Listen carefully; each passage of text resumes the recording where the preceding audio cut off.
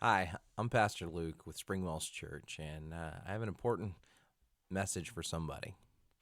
God has been trying to reach you, and you found us or you found this video because you're going through some internal struggle, and there's a tugging inside of you that's drawing you to try to find something that is real, that is sturdy, that is a rock solid. You want something that is true. Some of you may have seen numbers in your head, like the number 91, for instance, and have been drawn and maybe seen it on the outside of our building here in Dearborn, the Psalm 91 church that we're often called.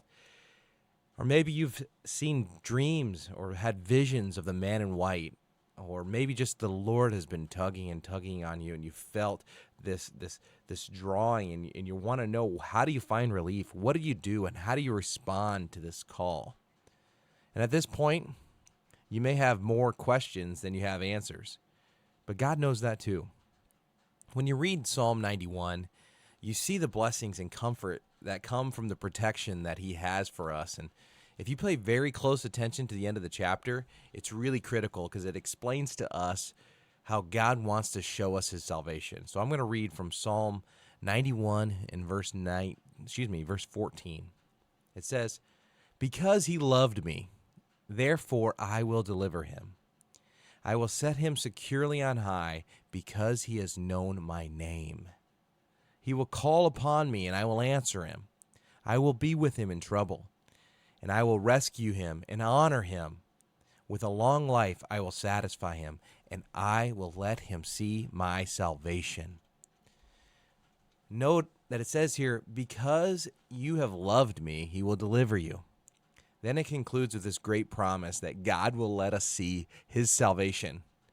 God wants to show you His path for your salvation. Jesus then says in John chapter 14 and 21, He says, "The one who has my commandments and keeps them is the one who loves me."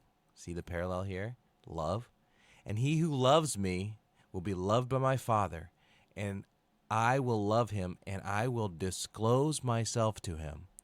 God in Psalm said, "I will show you my salvation." And Jesus is saying, for those who are obedient, "I will disclose myself." Do you see the connection yet? Salvation through Jesus has always been God's plan for you. In John 14:6, He laid it out really clearly. Jesus' words were, "I am the way, the truth, and the life, and no one can come to God except through me." So maybe you feel unworthy of His love, unworthy of His sacrifice, that someone would die on your behalf. How does that all make sense? Well, that's normal. In fact, in the book of Romans, it tells us that all have sinned and fallen short of the glory of God.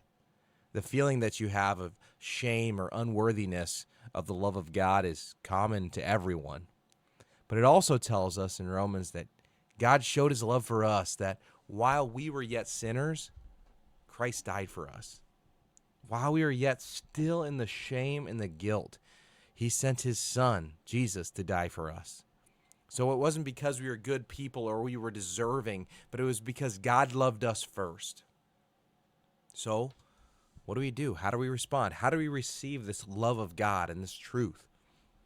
Well, really, there's nothing you can do except receive it. It's important that there's nothing we can do because it's a gift. Ephesians tells us that you're saved by grace through faith, and it's not your own works. It's not what we do, but it's a gift from God as a result, not as a result of our actions, that we could be prideful and say that I've done it and I've earned my salvation. No, all we can do is receive the salvation of Jesus. It's humbling ourselves to receive a free gift. So if you believe that Jesus is Lord and that you would make your life surrendered to His Lordship, meaning you have to give up your own flesh, what you want, and go after Him. Allow Him to direct your steps. It's to stop fighting and try your own way and simply surrender your life to the plan that God has for you. Then it's time to make that confession. It's a bold confession that He is Lord of your life. and believe in your heart that God raised him up from the grave and he's alive today, then you will be saved. We'd love to connect with you and tell you more about what God has in store for you and help you out along your walk, because you can't do this alone. God has designed the church as a support system, like a family, to help us along the path that he has for you. At Springwell's Church, our vision is that we are a body of believers that are going to heaven together, and we'd love for you to be a part of it. So we'd love for you to invite, to connect, and reach out to us. Go to springwellschurch.com/connect, and we'd love to meet you and hear more of your story. I'm Pastor Luke. Thanks for watching.